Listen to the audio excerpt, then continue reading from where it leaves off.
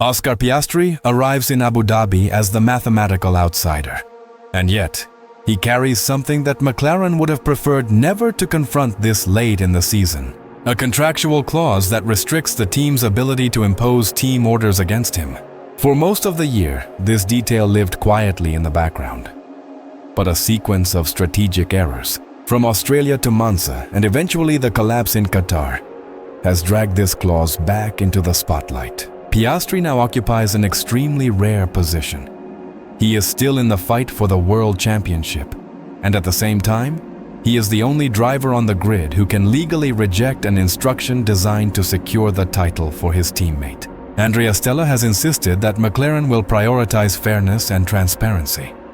But he also admitted that the team is prepared to intervene if the championship is at risk. And that's where the conflict begins. Piastri is not simply willing to resist. He has contractual grounds to do so. If an order directly eliminates his remaining mathematical chance of becoming world champion, he is protected. After Qatar, where he lost a near certain victory thanks to a strategic misjudgment, the signs of tension are becoming difficult to ignore. Piastri's visible frustration, the muted atmosphere in Parc Fermé, and an increasingly loud debate within the paddock about whether McLaren has truly treated both drivers equally this season. Abu Dhabi may become the moment where this dormant clause decides an entire world championship. If McLaren is forced to ask Piastri to move aside for Norris, will he obey? Or will he trigger the most significant internal crisis of McLaren's modern era? A team under pressure, structurally, not just sportingly. As the paddock arrives at Yas Marina, the pressure on McLaren is no longer purely competitive. It is structural. This team built a season strong enough to win the Constructors' Championship early. Yet the internal dynamic between Norris and Piastri has grown tighter, more delicate, more politically charged. The standings paint the surface-level picture. Norris, 92. But the mathematics hide the deeper truth. The season has been shaped by strategic calls that, intentionally or not, repeatedly left Piastri on the unfavorable side of the equation, even while McLaren promoted a philosophy of integrity and equal opportunity. Qatar was the clearest example.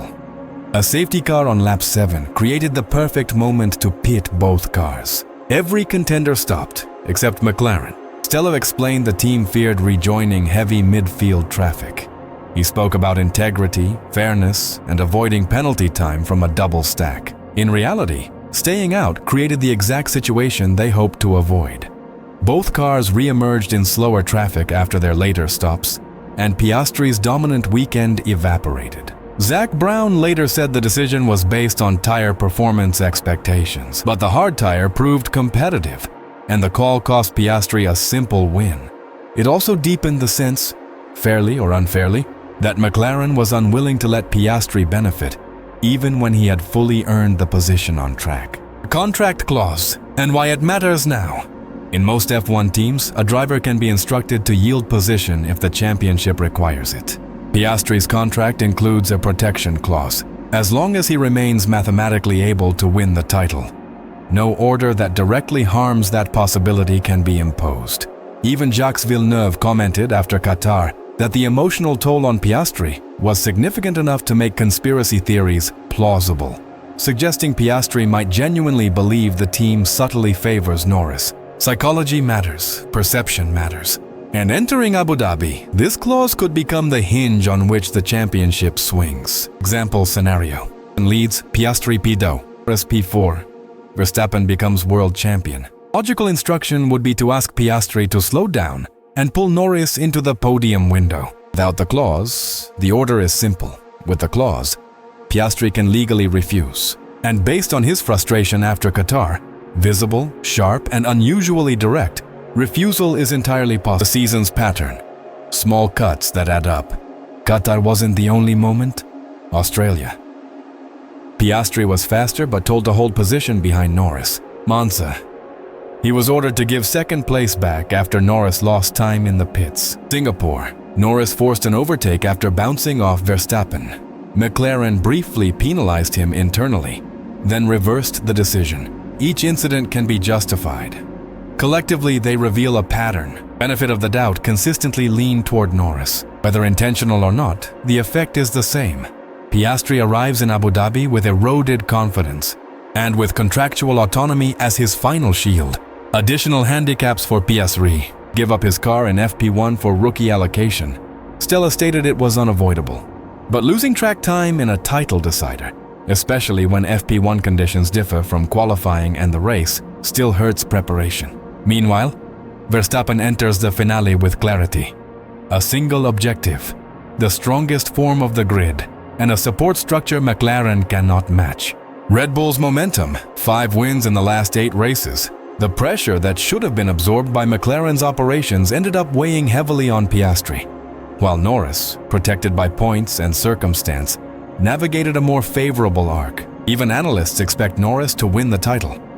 But Piastri's path, while narrow, is not impossible, especially in chaotic triple decider scenarios. History supports this.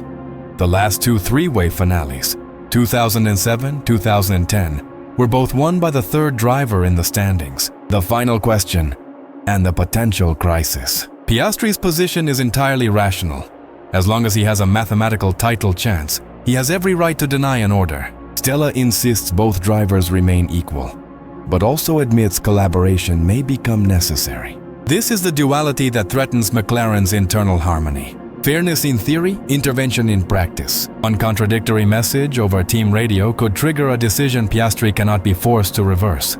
And unlike most internal disputes, this one would play out live, unedited, in a title-deciding race.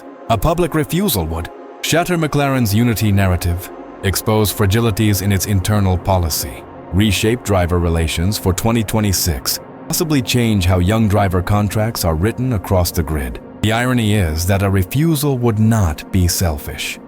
It would be the logical culmination of a season in which Piastri repeatedly absorbed the cost for the sake of internal harmony. Now, the title may be decided partly by pace, partly by strategy, and partly by whether McLaren dares to ask a question that one of its own drivers is legally empowered to say no to. The moment comes where Norris needs a favor, and Piastri is the only one who can deliver it. The entire 2025 championship may depend on a single word, a single decision, from a driver who has every reason to hesitate.